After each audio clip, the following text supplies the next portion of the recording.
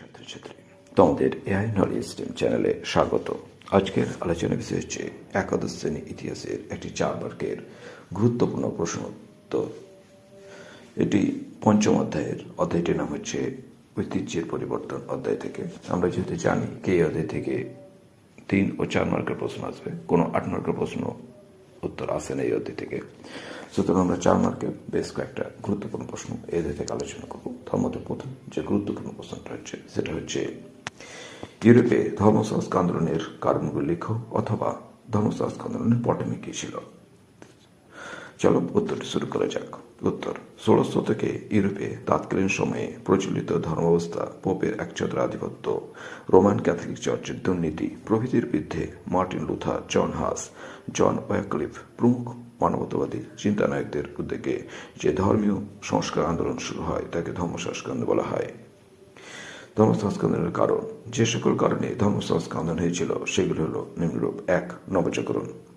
15 শতকে ইউরোপে, বিশেষ করে ইটালিকে কেন্দ্র করে যে নবজাগরণ সূচনা হয় তার ফলে মানুষের মধ্যে স্বাধীন চিন্তা, যুক্তিবাদ, সমালোচনামূলক মনোভাব, ব্যক্তি স্বাধীনতা প্রভৃতি ভাবনার উদ্ভব হয়। ফলে মানুষ গির্জার দুর্নীতি, লালসা প্রভৃতির বিরুদ্ধে প্রতিবাদে সাহস পেয়েছিল, যা ধর্ম সংস্কার আন্দোলনের পথ প্রশস্ত করে। 2. মুদ্রণ যন্ত্রের প্রভাব। মুদ্রণ যন্ত্র আবিষ্কারের ফলে নিউ টেস্টামেন্ট, ওল্ড টেস্টামেন্টের সহজ ব্যাখ্যা ছাপার অক্ষরে প্রকাশিত হয়। তার ফলে শিক্ষিত শ্রেণী বুঝতে শুরু করে ধর্মশাস্ত্র আসলে কি বলা আছে, আর চার্চ তা থেকে সরে গিয়ে কি বলছে।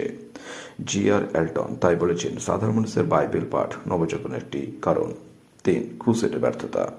পোপের টাকা ক্রুসেডগুলির ব্যর্থতা এবং সেগুলিতে অংশগ্রহণকারী অসংখ্য খ্রিস্টানদের মৃত্যু পোপের মর্যাদা খর্ব করে। এইরকম পরিস্থিতিতে ইউরোপে জাতীয় রাষ্ট্র গড়ে উঠতে শুরু করে, আর এইসব নতুন নতুন রাষ্ট্র তাদের এলাকার গির্জা তথা পোপের কর্তৃত্ব মানতে অস্বীকার করে। 4. মানবতাবাদী চিন্তানায়কদের আবির্ভাব।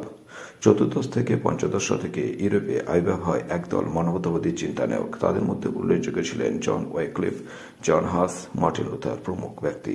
তাদের লেখনীয় ও কার্যকলাপের দ্বারা খ্রিস্টান ধর্মের দুর্নীতিগুলি জনসমক্ষে তুলে ধরে, যা ধর্ম সংস্কার আন্দোলনের পটভূমি রচনা করে।